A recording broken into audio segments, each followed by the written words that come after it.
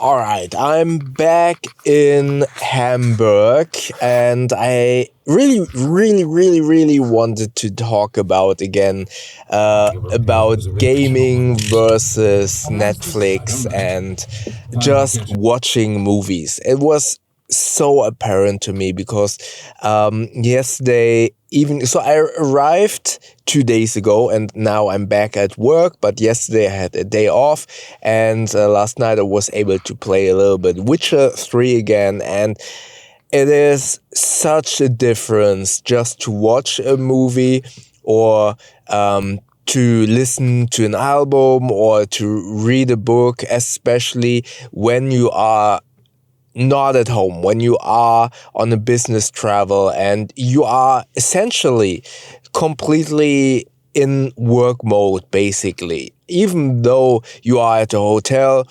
it's not easy to kind of relax, to kind of switch off your brain from work mode. You are still always kind of in this, oh, I'm here on a business trip, and you somewhat try to switch off, but you are in work mode, as I just repeatedly said.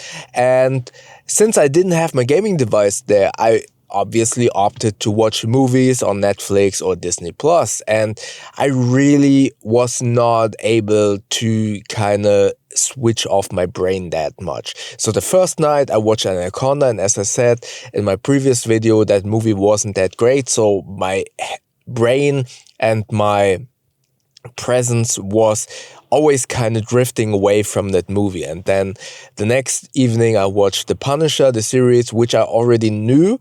Therefore, maybe that was me at fault, choosing either a movie that wasn't good or a series that I already knew, but I really wanted to watch Punisher, continuing watching that series so I can watch the upcoming movie. Yeah, and it was so clear to me that my brain was always kind of drifting away from the movie. And last night, it really confirmed what I was really noticing when I was back at home and back playing Witcher 3 on my ROG Xbox Ally. I had such a better time focusing on that device, on that game, and not kind of having my brain or my attention span drifting towards the phone or to whatever I needed or whatever I might think I need to do, be it work or be it checking my email, checking social media or whatever. I was really invested again playing Witcher 3, which really confirms or underlines what I've been saying in the last video, that gaming is such a great hobby, especially in a world where everything is trying to grab your attention. And games like Witcher 3 or Hogwarts Legacy that have such amazing stories that essentially are, as I also have been saying in the last video, are interactive books. You are not only reading a book, you are not only watching a movie, you are not only playing a game with combats and stuff like that, but you are interactively taking part in a story. You are making decisions in a dialogue which kind of influences what's going on next in the story.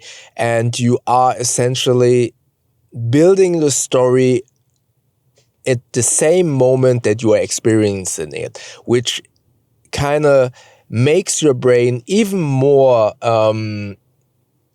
wanting to stay or keep your attention in this story instead of just passively watching a movie, or in air quotes. I know reading a book is not passively, but just for the sake of argument, I'm saying this.